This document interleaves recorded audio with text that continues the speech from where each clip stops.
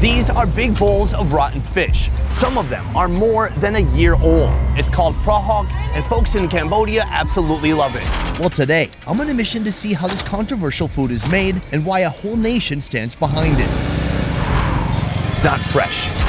And by the end of this video, I'll be trying a level 10 Prahok. And take a look at this, Savi. So rotten, it's covered in maggots. But first, a meal made of fish that are not so rotten. It's called PLEAR, TREY. It's basically Cambodian ceviche. Ceviche? Yes. Last time I had ceviche, well, I did lose a lot of weight, but I was pretty sick too. I was in Peru. That was sidewalk made. This is homemade. I'm looking at this lady. I trust her.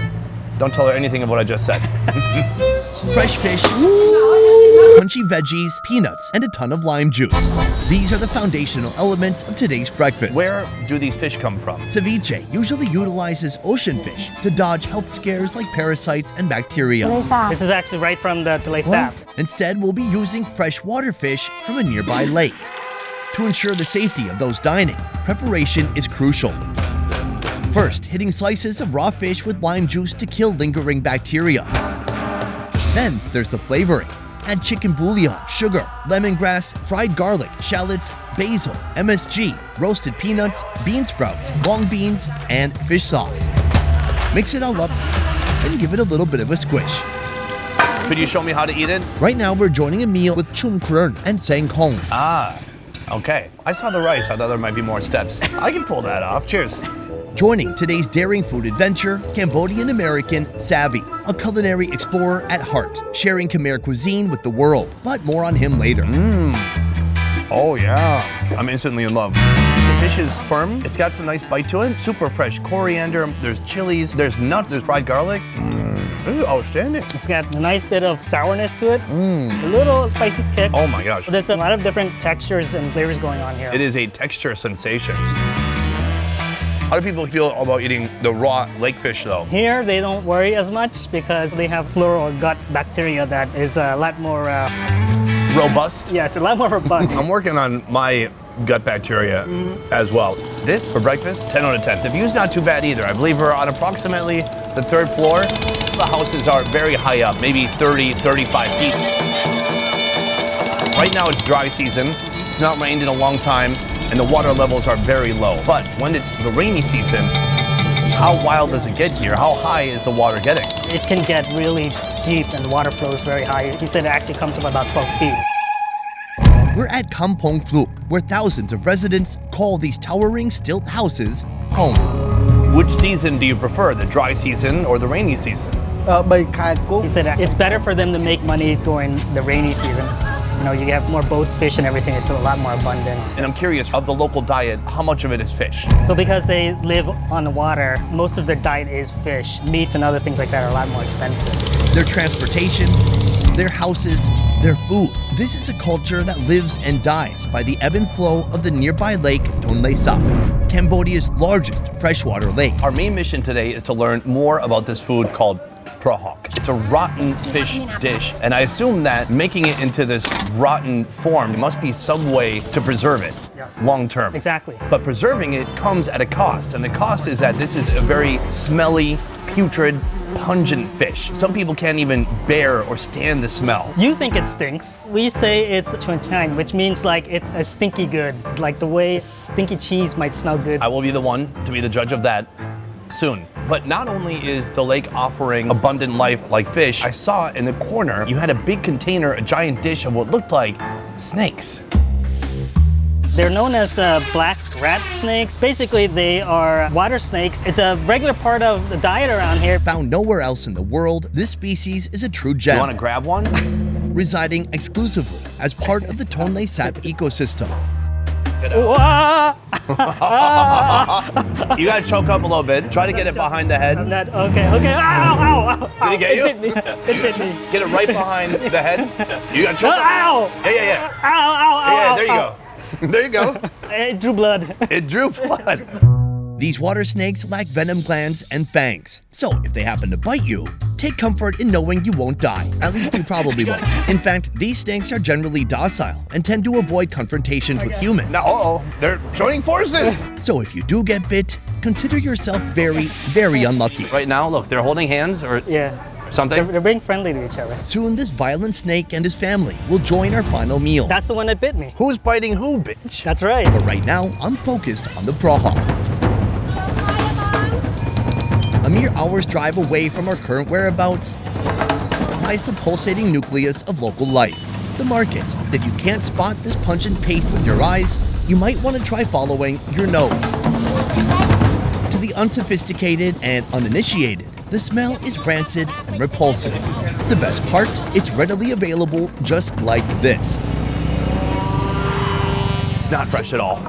Well, Prahok is basically fermented fish. It's salted and kept inside wooden barrels, anywhere from a couple months to all the way to 3 years. That's wild. We're not talking wine or kimchi here. We're talking about fish, protein. It's the beloved Cambodian condiment used to elevate every dish it touches. Ma'am, you are a dealer of rotten fish meat, to put it more bluntly. Can you introduce to me the different types of Prahok you have? First of all, starting with this one. It's Prahok TREY. It's made with a local fish called kapleang, and it's been aged for about a year. This one is made with a fish called TREY, which I believe is snakehead fish. It's been aged about 8 months. It's a little bit more pungent. To be fair, they're all pretty pungent. This appears to be the most smooth. You could almost just scoop it up like some vanilla ice cream. This is the same fish. It's aged about 5 months. It's ground a little bit more fine, so it can be used in dipping sauces. Interesting. I'm getting notes of burnt tire, rotten fish, toenail fungus. The variety of Prahok and its price hinge on factors like its ingredients. The rarer the fish, the more expensive the Prahok. Exactly. I bet the dolphin Prahok is crazy. Super rare. Super rare. There's also an array of preparation methods, with some truly unexpected twists, offering an extra protein punch, Wow. guaranteed to challenge even the bravest of bellies. This is how she knows that this is the good stuff. Right now, I'm warming up with a Prahok that's been fermenting for an entire year. You know what's happening next? I bet we're gonna try some Prahok. Raw. Yeah, I've eaten raw Prahok. You're a brave man. I didn't mean like that raw. I thought you meant like in like a sauce. No. We're gonna eat it straight out. Yes. No. Cheers. Cheers.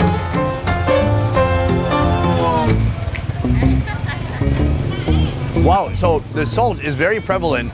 So much, in fact, I'm chewing on crispy salt crystals. Yeah, you can feel the salt granules in there. It's got an interesting texture. It's kind of mushy, obviously. Very much like a paste. The fish flavor is very strong. It's very strong. I've had many a cheese board in my life. It is uncanny how similar that is to blue cheese. Even in the texture a bit. Sometimes blue cheese can be kind of crystallized and have little crunchy bits in it. I wouldn't mind a little bit of wine to go with it. Right. Do you have any wine? Maybe a Chardonnay? That was intense, but this is still level 1 of Prahok. By the end of today, you and I are going to be trying a Prahok that's so old, rancid, and rotten. It's the pride of this one village woman who's making Prahok at her own house, and what I'm told is that it's swimming in maggots. Oh my gosh. I think we eat both.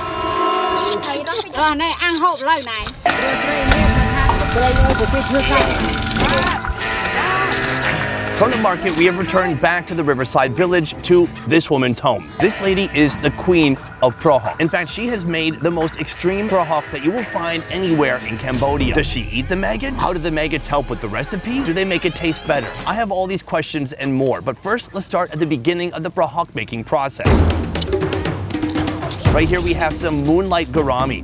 These women make quick work of these fish, filleting their bodies, keeping the meat and discarding the bones.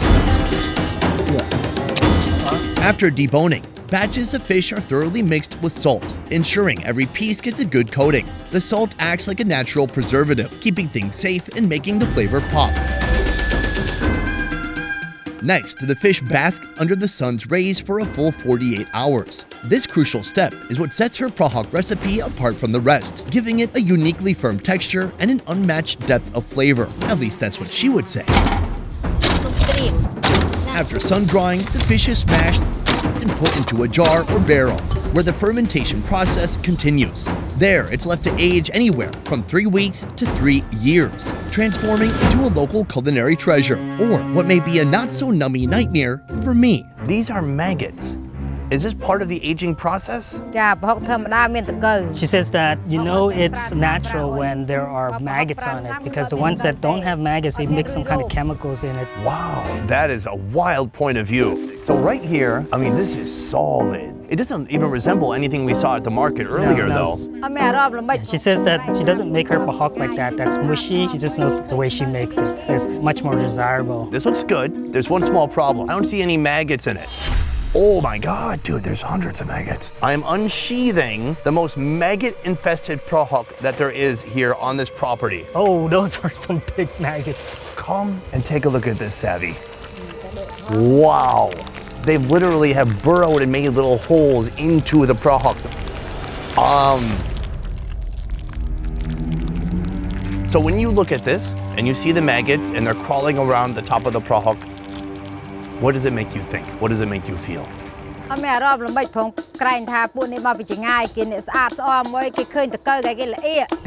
She says that it doesn't disgust her at all. As a matter of fact, we that come from outside, we see this and we're disgusted by it, but it's totally opposite for her. Are you actually eating the maggots yourself? Yeah, she basically, you pick them up. You don't wash it because if you wash it, it removes some of the flavor, so you just manually pick out the maggots. Manually? Yes. I think you need tweezers.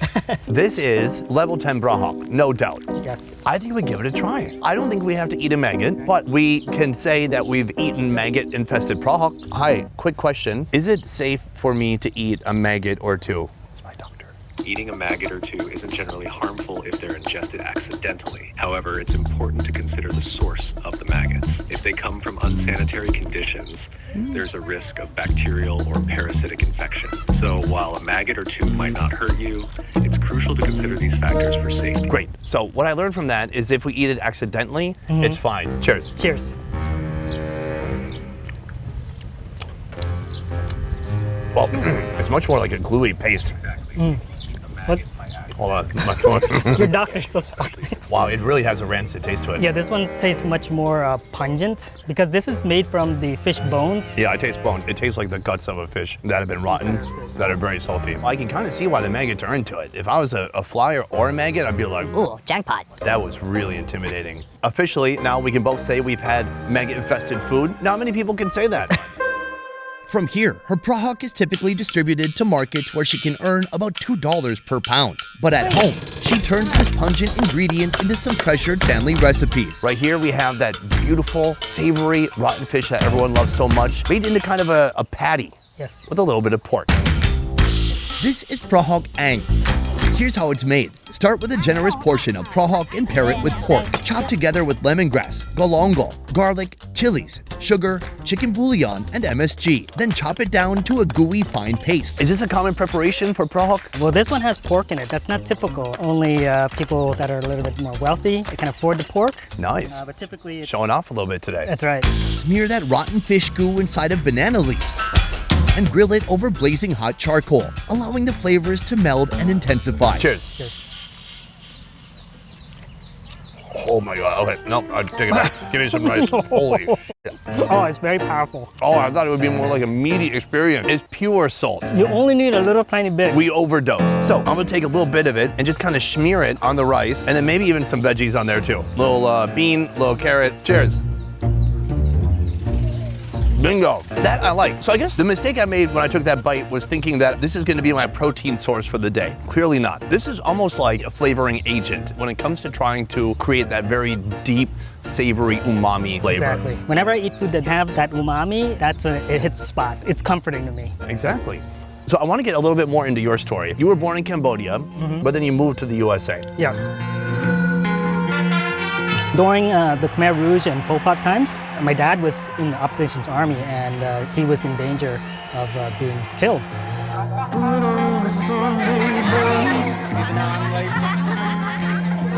My parents, they fled to the Cambodian-Thai border at Poi Phet and Rang Phet. I was actually born in a refugee camp on the Thai side.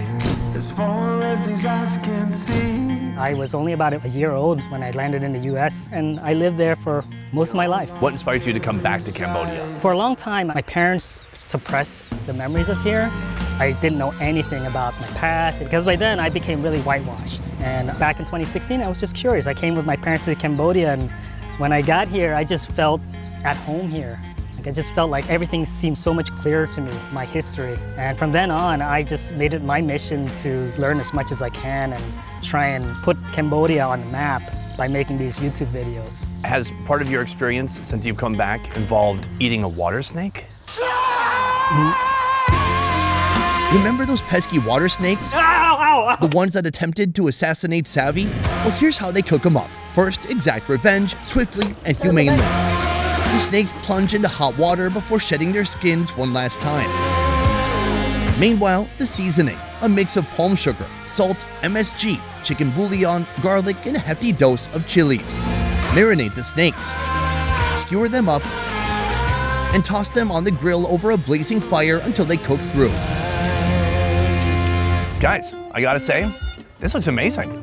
Well done. Joining us for our Khmer countryside meal, the Queen of Prahok and her husband. Earlier today, you were bitten by the water snake. Yeah. Look, bandages on your hands. Now, you have the ultimate revenge. That's right. But before that, right here, a Prahok goop. They call it Prahok CHAO. What's that mean? Raw. Ooh. This is probably gonna be another level of intensity that we haven't experienced so far today.